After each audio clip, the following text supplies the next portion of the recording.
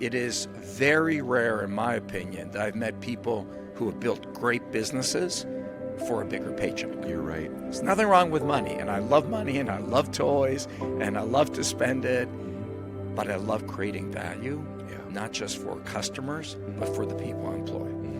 So that's the downside.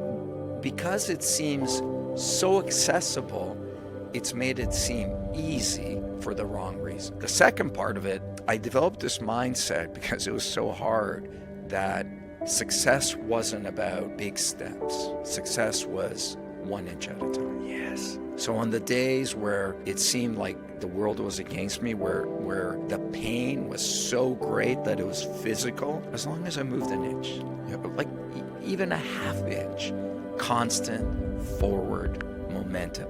I've been saying that in my mind since I was 22 years old. My book, the last book I wrote, is called The Power of One More. And it's about being one more decision away, one step at a time, one day at a time. I got it from my dad. My dad got sober when I was 15. And remember when my dad got sober, I said, "Dad, you never going to drink again?" And he said, "Eddie, I can't promise you that, but I can tell you I'm not going to drink for one more day at a time." Oh my God, I love that. It's not what you know, it's who you know. In order to make money, you need money. I had no money. My mom was a receptionist. My dad was a blue-collar worker sweeping factory floors. I was screwed before I started. And I believed that. And that was my mindset. And I thought, as long as I'm great at what I do, people will find out.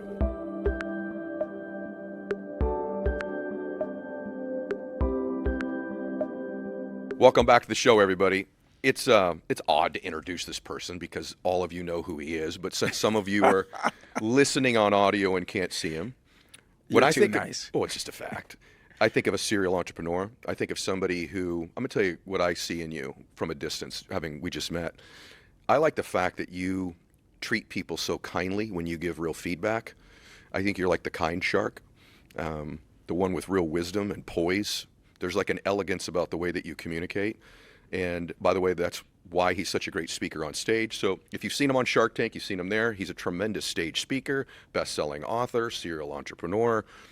But overall, he is somebody that I've admired from a distance for a very long time, and I want to have a different type of conversation today. So I'm looking to get into the brain of Robert Herjavec. Welcome to the show. Thank you very much. Incredible intro. You're way too kind. It's true. And, people always say to me when they meet me, you're the nice one, you're the tall one, you're the good-looking one. You're the tall one? Well, relative to Kevin and Dave and all this other stuff, not relative to Mark. Right. And I always say it's a very low bar on the show. It's funny. I did the Australian version of Shark Tank. Yeah. And in Australia, I'm the mean one. You are. You're the Simon Cowell of the Australian one. Because they're so nice there. Well, the other thing, too, I want to tell you, and I was saying this off camera to you, you look great, which we should talk about towards the end today. Like, I've watched you over the years. You look better than when the show started, so I want to kind of pick your brain about a little of that, too. But when I got you here, I want to talk mainly about business. And love business. I want your mind a little bit around this. You got the cybersecurity background. You've had exits. You've invested in all kinds of different businesses. It's no secret we're in this era of real innovation, and it's accelerating now, right? And so you have guys that are in the trades now aren't earning doctors in some cases. And I'm wondering, from a business perspective, if you were to advise somebody where they're deploying time and capital, what are the places you would say, you're spinning your wheels there, this is not going to go? And what are the industries or places overall that you go, I think there's a bright future there?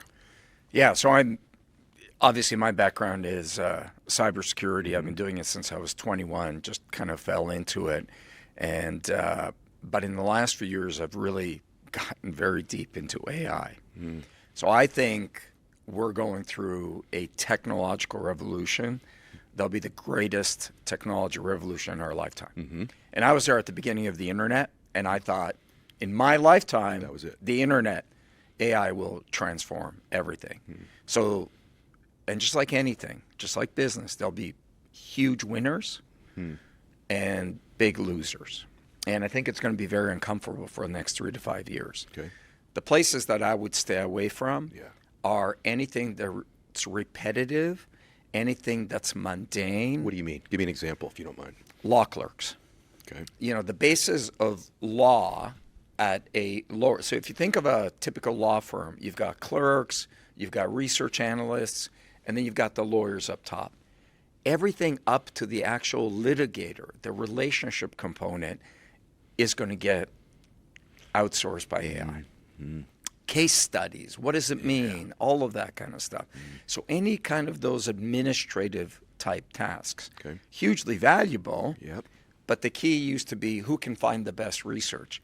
That's no longer a competitive advantage. On the flip side, anything that is mechanical, plumbers, I'm with you. You said earlier, plumbers are earning doctors. I think you're going to see trades double in income over the next 5 to 10 years.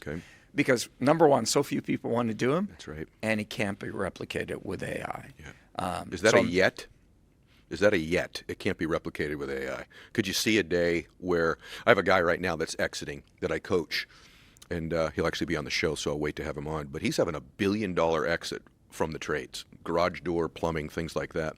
Wow. And I asked him, I said, right now that those are safe. Do you see a day where there's some sort of robotics doing even that type of work? I'm just curious what you would think about that. No, it'll never happen. I'm hesitating with the never because I think certain tasks up to the actual work can be replicated. The scheduling, the timing, the customer service, but that's not plumbing. The art of plumbing is understanding the infrastructure of a house, Good point. What's going on, that kind of stuff. Good point. And I also think human relationships become more valuable. I agree.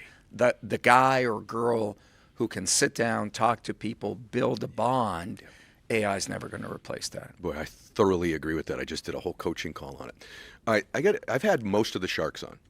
Fortunately. Really? Yeah. Have you had Barbara on? I've had Barbara on. I love Barbara. I love Barbara. Yeah. She kind of flirted She was with just me. on my plane. Yeah, she flirted with me. Yeah. She just flew on my plane this morning from Miami. Oh, she did? And I'm like, how dare you use my plane? I think she's wonderful. I think no pun intended. I enjoyed our conversation, and I did her show too. But I've asked them all this, and I reached this conclusion, and this is a hard question. I love Shark Tank. It's been so good to bring entrepreneurship front and center in the world, right? And it's made it a cool thing to do.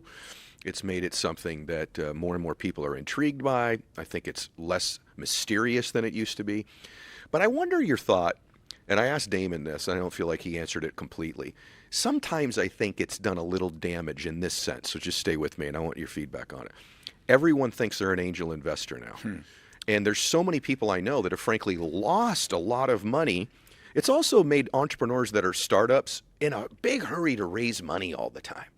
Prematurely, it seems like to me. And I'm wondering if most people wouldn't be more successful redeploying their capital in their own business or in something they understand and can control, and not so much angel stuff or VC type investing all the time, because so much risk is associated with it. And I wonder if everyone understands that from watching the show.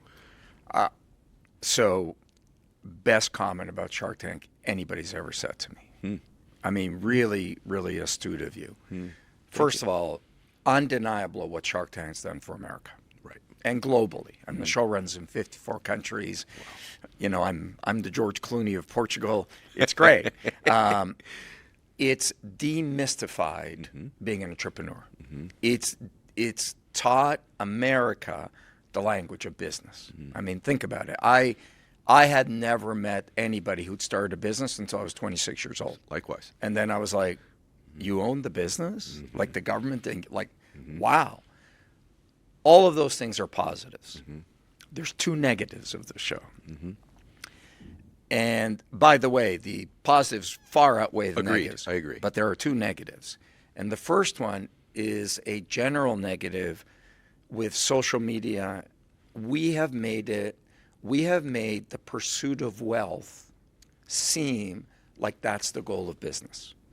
And we have made it seem like it's easy. And so you look at these social influencers, and they're flying around in a private jet, and they got a Lamborghini, and there's all kinds of people that are, look at me, I'm successful on my jet and on my fancy car. That is not the purpose of business. It is very rare, in my opinion, that I've met people who have built great businesses for a bigger paycheck. You're right. There's nothing wrong with money, and I love money, and I love toys, and I love to spend it, but I love creating value, not just for customers, but for the people I employ. So that's the downside.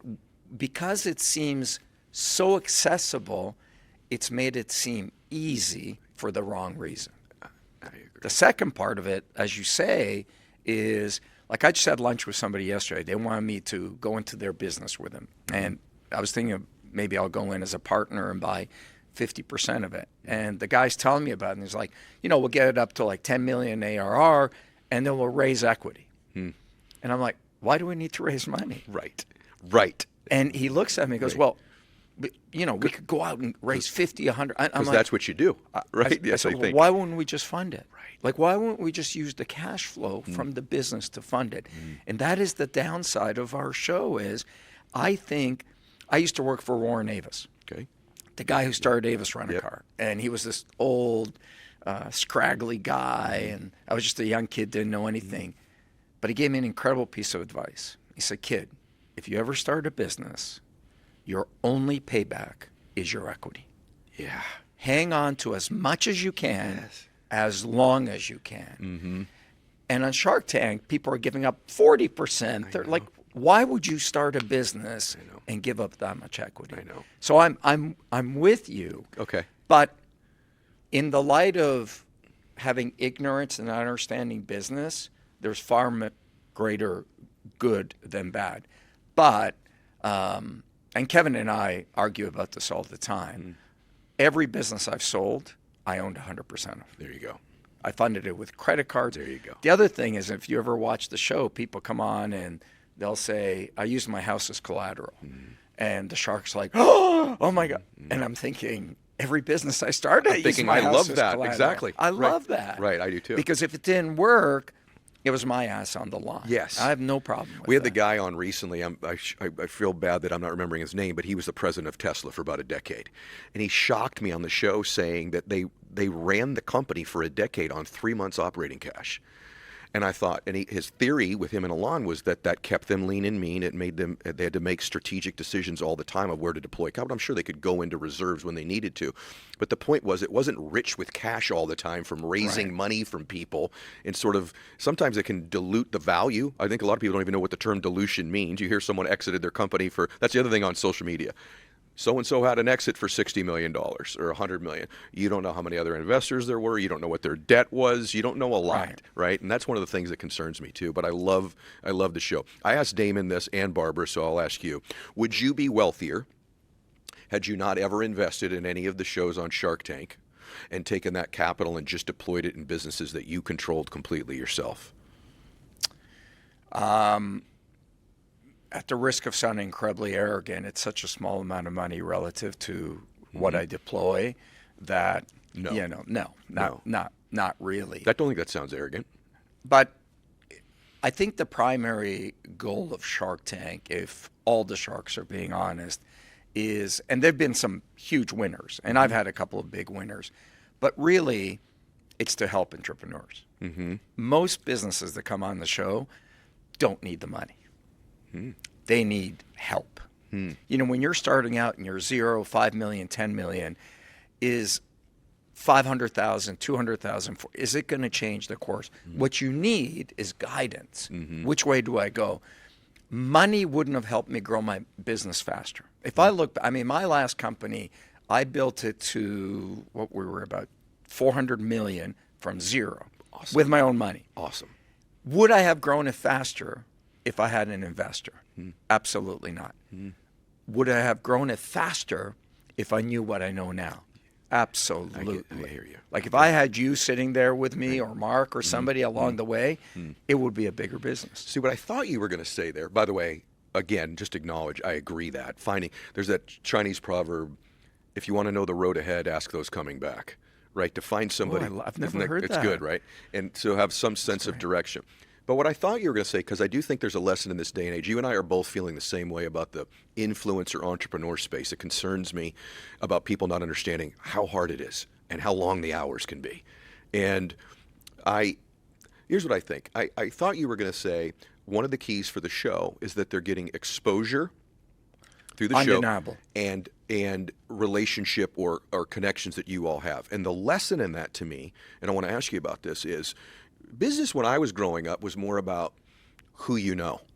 And I feel like now in this age, it's almost sometimes who knows you, right? And so would you give someone advice that's listening today to be growing their brand online, or do you think that's industry specific, where someone should be working on growing their brand and notoriety? Gosh, that's such a great question, Ed. So first of all, undeniably that the platform of Shark Tank amplifies your business. Undeniable. Maybe in the first couple of seasons, but now just getting on Shark Tank is a big deal. So that's undeniable. It's funny, when I started out in business, there's two sage pieces of advice every smart person told me. It's not what you know, it's who you know. In order to make money, you need money.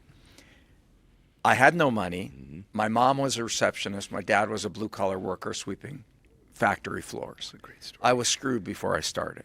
And I believed that. And that was my mindset.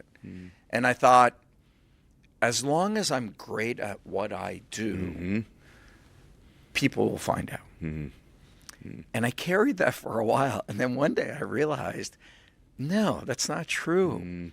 There is no thing as genius in the darkness of a basement. The world is not going to be the path to your door. You have to tell the world who you are. Now, there's a line. I think a lot of social media people go too far. There's a line between branding, marketing, amplification, and arrogance. So I don't think you have to be arrogant about it, but man, you got to market yourself. So yes, the world needs to know who you are and where to find you. Now, the flip side of that is there's such a microeconomy and all these things. If you sell a product geared to a very niche industry, it's easier to market to those people and they can find you. So for what you want to do, the world needs to know that's you.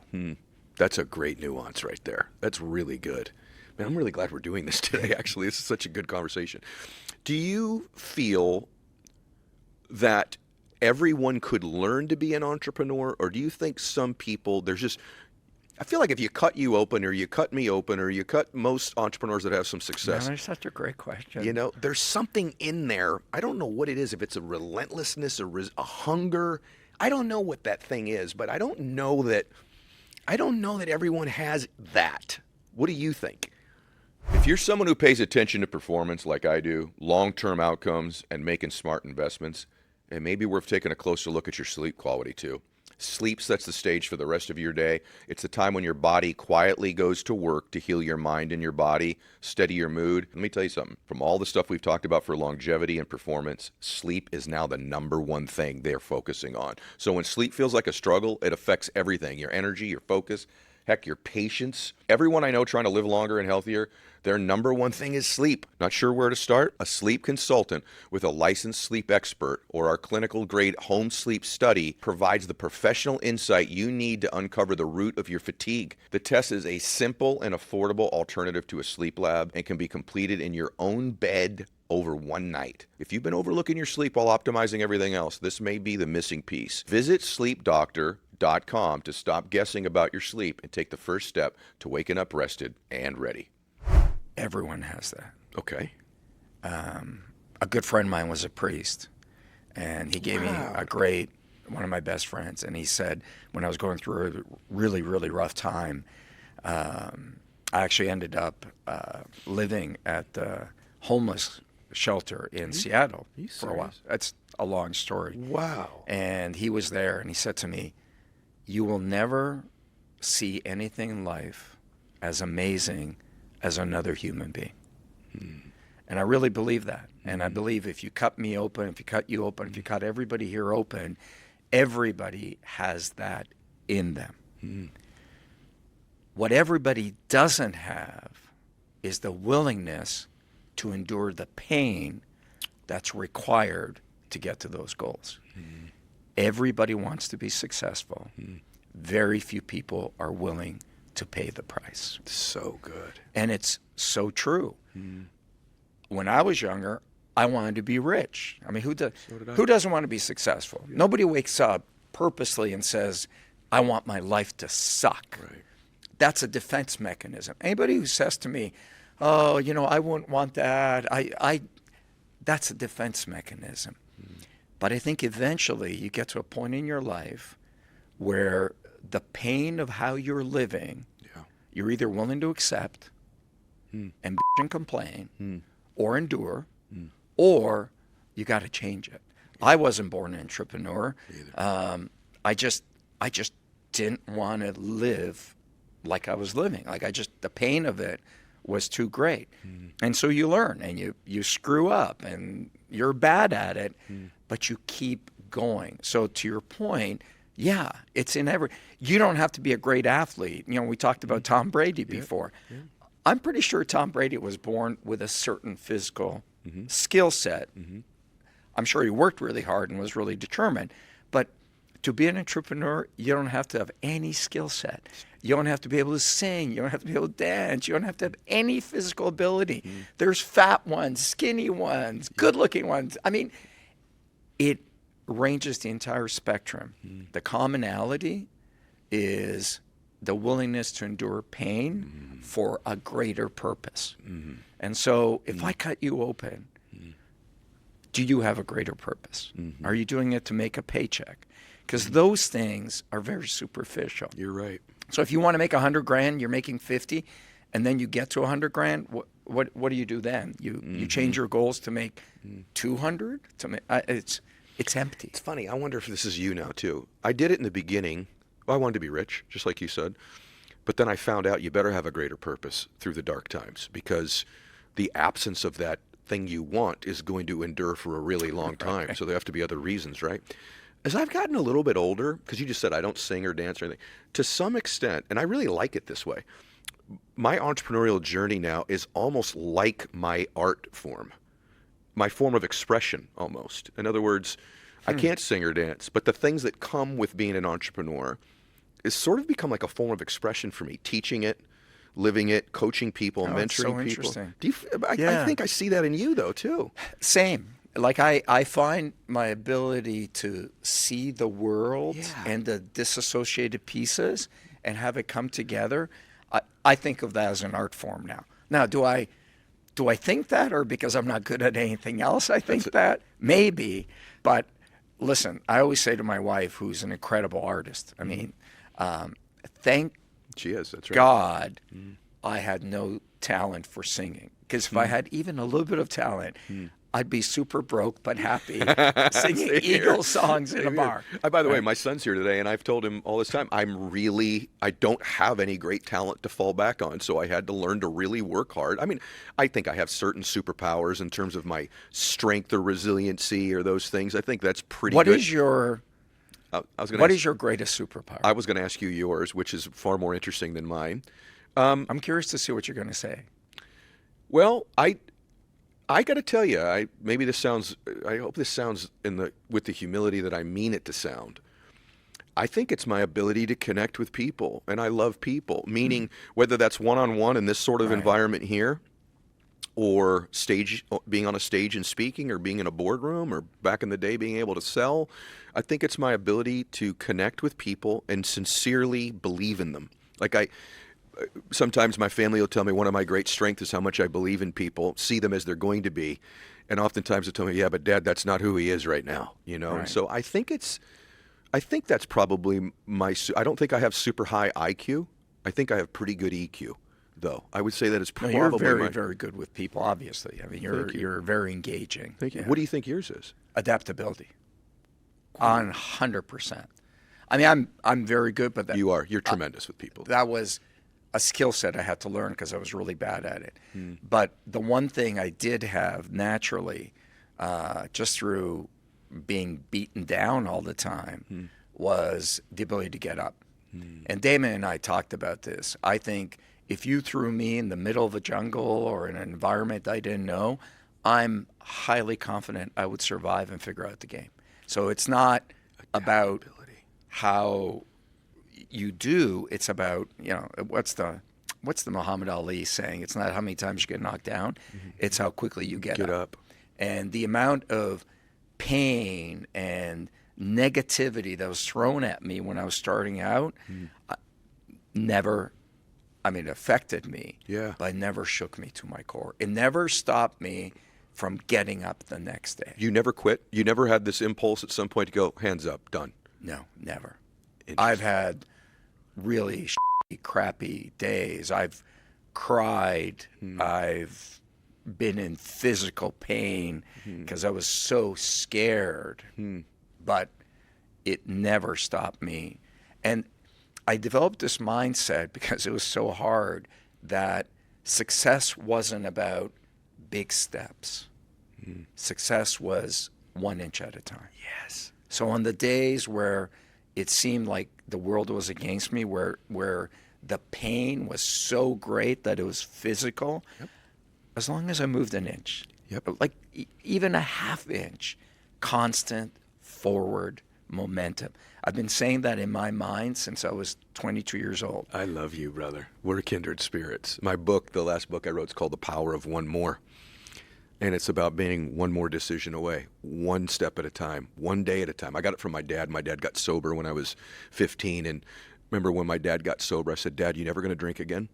And he said, Eddie, I can't promise you that, but I can tell you I'm not going to drink for one more day at a time. Oh my God, I love that. And when I was going to quit once, like all the evidence said I probably should. And my old man, wise in his sobriety, and my dad never made a ton of money in his life, but he was a confidant and a wise man. And he said, just don't quit for one more day. Just wait till tomorrow. See how you feel It's tomorrow. funny. My dad was an alcoholic for many, many years. And I always remembered, and I'm the only kid. And, we came here on a boat when I was 8 years old, the whole 9 yards. What a story. And I always remember my dad could never quit. And the consistency in his inability to quit was grand statements. I'm going to stop forever. I'm never going to do this. Like every time it was a big gesture. And I think that got ingrained with me. When I started out in business, it'd be like, we're going to do blah. And you learn life is not about grand gestures. Life is about consistency. It's about all the stuff that people don't see. It's like one day you wake up and you sell a business for 500 million or 10 million or whatever it is, and people think, wow. What they don't see is the 18 years, the 10 years of every little half inch of steps that took you to get there. It's hard. This is such a good conversation. By the way, just as a friend, I'll tell you, your face really changed when you said that about your dad. Oh, it was hard, man. Like, it was really, like, I think, we talked about purpose, and my dad was a complex, tough guy. So was mine. But what I realized somewhere in my 20s, because I started a business and it wasn't super successful, and I started getting envious. Not of others. I started getting envious of why not me? Why is that guy driving a Ferrari and not me? Why is it easier for them to get to 10 million? I'm stuck at 2 million. The why, the envy. And then I just kind of sat back and I realized that my parents had given everything to me to have this opportunity. So when I couldn't do it for me because I wasn't focused enough, I said, I got to become successful, whatever that meant then, for them. My dad escaped the communist country at 37 years old with one suitcase, crossed the border to Italy. We came on a boat. He left the country with no money, didn't know anybody, and left his entire world to give me an opportunity. And there I am bitching about how hard I'm working. It just changed my entire filter. I mean, eventually you have to have deeper goals, but What an unbelievable answer. You have something that I love in people, and I wonder if you're aware that you have it, and then maybe describe it your way. You are a very confident man. However, you carry a tremendous amount of humility with you. And I think it's one of the secret formulas for, first off, good people and good friends, but also longevity in business. And let me tell you what I mean. You and I both know very confident people who don't have humility. They usually make a mistake at some point to blow themselves up, financially or otherwise. Or they just don't have the sort of peace and happiness that I'd see in someone like you. I wouldn't agree with the first. I would definitely agree with the second. Okay. And there's a differentiation between success in business and success in life. That's what I'm referring to. Yeah. I know, and I think this is hard for most people because business is not always fair. I know not very nice people who are successful. Financially. Yes. Right. I know not very nice people who've built big businesses. So do I. And I wouldn't want to have dinner with them. Right. I wouldn't want to hang out with them. I don't want to associate with them. I respect that one narrow part of what they've done, but it's not a successful life. That's what I mean. And I always wanted to have a successful life, which means a certain amount of money. I mean, that's just a reality in America. One of the boxes. Yeah, you got to have a certain amount of money. It doesn't have to be $1 billion, but it can be whatever you need. But if my kids hated me or my wife didn't love me or if I was never home, like why would any of that money matter? That leads me to believe we do agree. I think you thought I meant just financial success. I did, yeah. Yeah, and I don't, you had that mentoring when you were young about how much people, my mentor when I was young kept repeating to me, because I need simple concepts. He'd say, Eddie, people matter, things don't.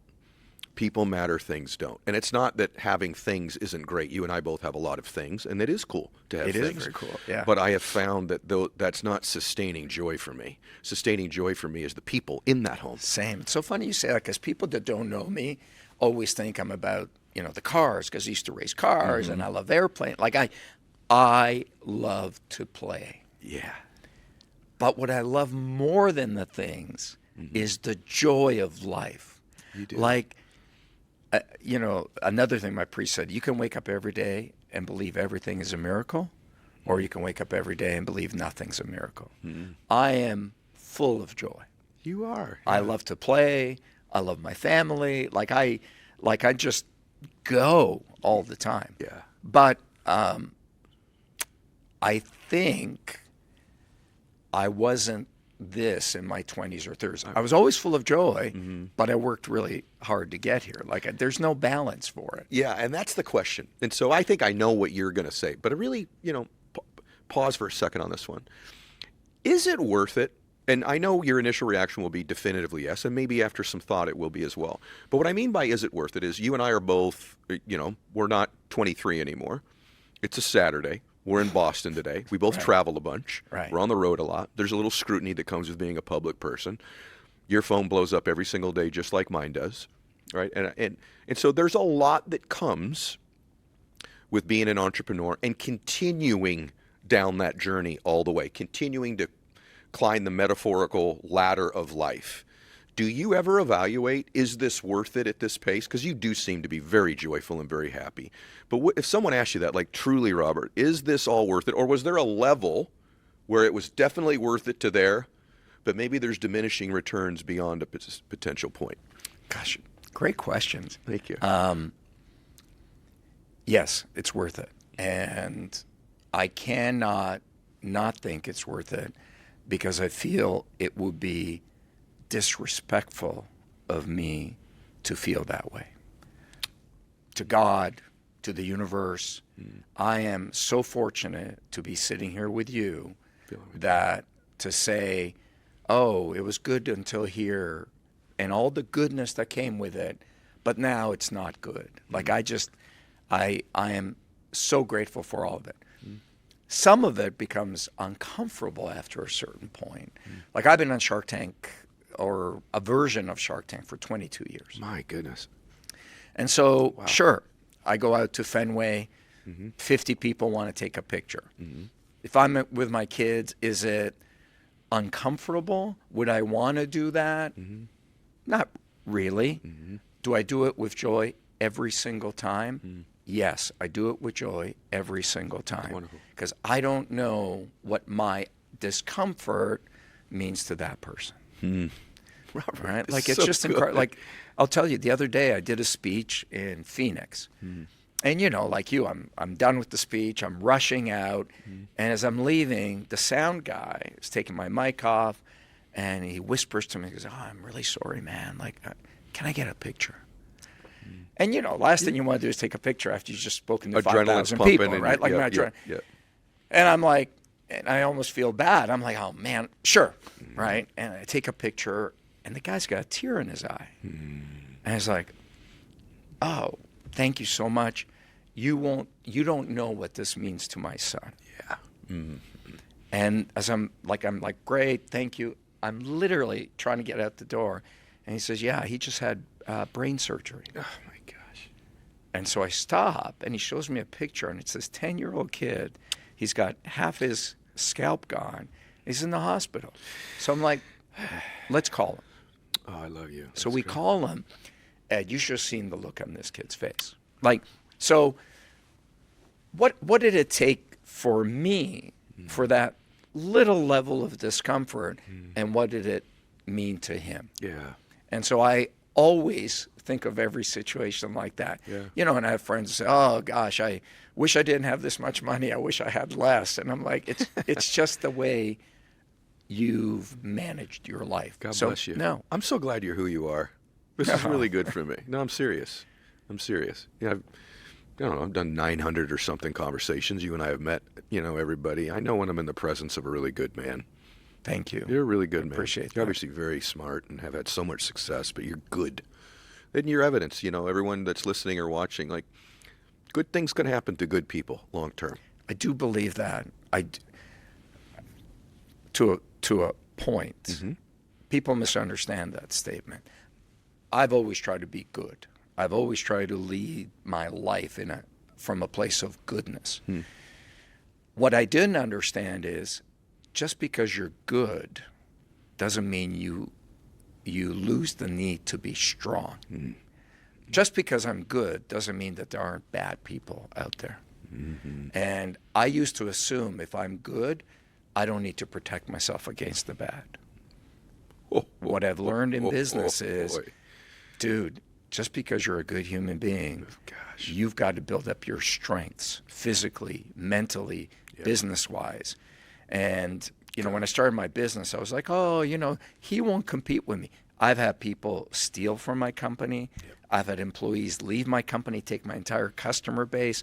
I've had people sue me. Just like you, I'm sure there's a lot of bad out there. It never changed who I am, but I've become stronger over the years. By the way, I just had a conversation with my daughter who's getting into business, and I said, I don't like telling you this because I used to not view the world this way. But you do need to protect yourself. You need to be vigilant. And there are a lot of people that are going to try to do harm to you and hurt you, and you need to really work on your discernment. The mistake I made young, and I told my daughters, I said, and I'm not saying I'm a perfect person because Lord knows I am definitely not. But I projected my own value system onto other people all the time. I can't believe you're saying. Yeah. I just assumed that the world would treat me like the way I'm treating the world. Me too. And for a while, I went through a phase where, maybe I'm not mean enough. Maybe I need to change, right? And how often do people, I mean, probably not to you, but because of Kevin, people always say to me, oh, I couldn't be good in business because I'm not mean enough. I'm like, you don't have to be mean. You don't have to be mean. Yeah. You have to be firm. You have to be strong. Yep. I totally agree with that.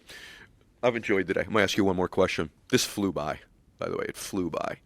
We ought to do this like once a year together. It'd be great.